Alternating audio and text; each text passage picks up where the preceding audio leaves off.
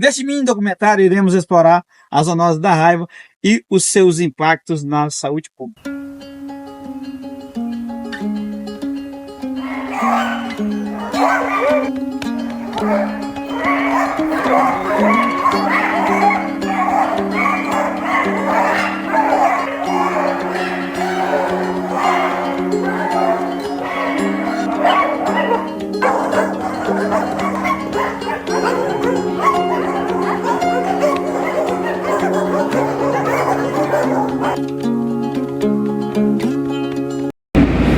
Se a gente estiver falando da raiva urbana, que é a nossa principal preocupação, ela começa com uma sintomatologia neurológica. Então esse animal ele começa a apresentar ataxia, incoordenação motora, pode apresentar movimentos de pedalagem, estótono, ele pode ficar prensando a cabeça na parede, tem também hidrofobia, o animal não consegue ver água, é como se tivesse medo da água. E ele pode ficar agressivo sim, dependendo da cepa viral. Se for realmente uma cepa viral da raiva urbana, a tendência é que esse animal ele fique agressivo. Tem esse alorreia, essa elevação excessiva e evolui em 100% das vezes para óbito. Então, a primeira coisa a ser mordido por um animal é ele procurar um posto de saúde. Ele informa que ele foi mordido por um animal. E aí lá vai ser dado início ao protocolo vacinal, que é o que a gente chama de protocolo vacinal pós-exposicional. Por quê? Porque tem como você se vacinar contra a raiva sem precisar ter sido mordido. Esse seria o pré-exposicional. O pós-exposicional não, você já foi mordido. Então você vai tomar vacinas e talvez até o soro antirrábico durante vários dias. Compreende mais ou menos o período de um mês. Além disso, esse animal ele vai ser vigiado. O que ele vai ser vigiado? Porque da onde foi que você foi mordido? Foi um animal da rua? Né? Foi um animal de casa? Se for um animal de casa, a gente já fica mais tranquilo. Agora, foi um animal da rua, então o ideal é que acione o Centro de Controle de Zoonoses, eles façam vigilância em cima desse animal. Então, o que aconteceu com esse animal? Se o animal, por exemplo, morreu, logo depois, ou não, se o animal ainda está vivo, está bem, eles avaliaram esse animal, ele está dormindo, né? E se ele tiver vindo a óbito, eles também vão ter que recolher material para mandar para o laboratório para deixar ele para raiva. Porque o teste que é feito, o diagnóstico de raiva, para fechar o diagnóstico de raiva, ele precisa de material do cérebro. Então, eles normalmente fazem isso depois que o animal vem a óbito. A cobertura vacinal é muito maior, né? A gente falando a nível de Brasil. Então, a gente tem pouquíssimos casos de raiva no Brasil. Raríssimos, a gente foi até usar essa expressão. Aqui em Boa Vista, a gente teve um caso de raiva salto no ano 2016 ou 2017, que um jovem levou um gatinho para casa. E esse gatinho acabou mordendo ele, parece que foi na água, o gato mordeu esse gato, acabou mordendo esse jovem. Esse jovem contraiu o vírus da raiva e veio óbito. Porque a gente está falando de uma doença de alta mortalidade. Todos os pacientes, que são pouquíssimos casos de pessoas que foram acometidas pelo vírus da raiva, que não vieram a óbito, elas ficaram completamente sequeladas. Neurologicamente, né? Então são pessoas que ficam acamadas, respiram por aparelhos, com ajuda de aparelhos. Então, em termos de tratamento, não teve evolução nesse sentido. Se teve muito pouco, né? O que a gente tem realmente é uma evolução na prevenção, que depende muito da cobertura vacinal. Não só dos órgãos públicos oferecerem essa cobertura vacinal, mas também uma questão de conscientização, sensibilização da população entender que essa vacina é importante. Porque muitas das vezes o órgão público até oferece essas campanhas de vacinação, mas às vezes tem baixa adesão da população. Não adianta nada de oferecer muita vacina, mas a população não levar os animais. Não fica com isso. Mas em termos de tratamento, não. Continua sendo uma doença de altíssima mortalidade. Isso. Quais são essa classificação seria em relação à transmissão da raiva. Então você tem também a raiva silvestre, ou seja, que é passada por macacos, na maioria das vezes, né? Por ataque de macacos. E você também tem a raiva rural. O que seria a raiva rural? A raiva rural é aquela que acomete boi, cavalo, carneiro, ovelha. E aí essa raiva normalmente ela é transmitida por morcegos, né? Porque o que acontece? No Brasil a gente tem... Um morcego ele pode transmitir raiva para um gato, ele pode transmitir raiva para um ser humano, ele pode transmitir raiva para um macaco, ele pode transmitir raiva para um boi. Mas é muito mais comum eles conseguirem transmitir para esses animais do rural. Porque os animais não conseguem se defender. As animais muito grandes, você chega lá à noite e tem que lembrar também que a gente está falando de morcegos hematófagos. A gente, no Brasil, só tem 3 espécies de morcegos que são hematófagos, né? Então todos os outros não se alimentam de sangue. Então são pouquíssimos morcegos que se alimentam de sangue. E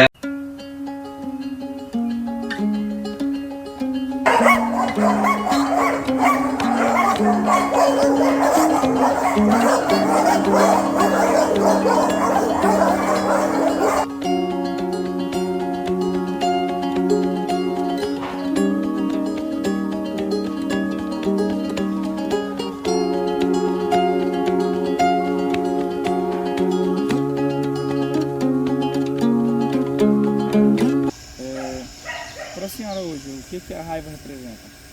É um problema de saúde pública, né? É um problema de saúde pública e fatal, uma zoonose fatal. Então, não tem mesmo assim meio termo, tem que ser controlada, né? Tem que ser controlado. Sim. E eu digo assim, a senhora pode me informar também, falar sobre quais são as causas e a transmissão dessa zoonose? Sim, no caso de... Não vou levar assim animais domésticos, no caso pet, né? Cão e gato. Às vezes as pessoas pensam que a raiva ela é só transmitida pela mordedura. Mas é pela mordedura, arranhadura e lambedura. Entendeu? Então, se um gato me arranha e esse gato tem raiva, eu vou contrair a raiva. Não é somente pela mordedura do cão ou do gato. No caso de cães e gatos, existem essas 3 formas de transmissão: mordedura, arranhadura e lambedura. Também, se um animal tem raiva, me lamber e eu tiver um ferimento na pele, eu vou contrair raiva. Né? Sim. E a senhora falou do gato e do animal, dos animais domésticos. E quanto ao morcego, qual o papel dele nesse... qual a importância que ele tem em tudo isso? Sim, o morcego ele também tem que ter o controle dele. A gente não, é muito difícil um caso de raiva transmitida diretamente do morcego para humano, porque aí seriam, no caso, os morcegos que precisam da necessidade de alimentar de sangue, mas isso você não encontra esses indícios, esses registros, né? O morcego que precisa de sangue para se alimentar, eles vão pegar animais silvestres, bovinos, suínos, né? Eles procuram esse tipo de, digamos assim, de presa, né? E quando o morcego transmite raiva para um cão ou para um gato, aí sim o ser humano está sujeito a ser contraído a raiva. Não que o cão ou gato ele vá ser o reservatório específico da raiva. Na verdade, ele obtém a raiva de um outro animal, no caso o morcego, que foi o caso que eu expliquei para vocês que já teve aqui em Boa Vista, né, de uma criança que pegou raiva do gato e o gato pegou raiva do morcego. Então é dessa forma que a raiva chega a contaminar os humanos. E não só animais domésticos, e quando falo animais domésticos, incluindo aí bovino, suíno, cão e gato, também a gente tem raiva transmitida por animais silvestres, né? Todas as espécies, os canídeos, eles podem ter raiva. Os canídeos selvagens. Quais são os sintomas que uma pessoa, por exemplo, que teve raiva, ela vai apresentar? Ou um animal, quais são os sintomas assim, que dá para perceber esse bicho aqui, ou então esse humano está com... No caso do animal, depois do ataque, ele tem que ficar em observação. Se for um animal que não tem histórico, né, de vacinação, por exemplo, o cão ou o gato, se eu for mordido por um cão ou um gato que não tem um histórico de vacinação, esse animal ele tem que ir para quarentena, ele tem que ficar em observação. E o ser humano? Para justamente ver se esse animal não vai apresentar os sinais após o ataque. Porque se ele apresentar os sinais após o ataque, aí sim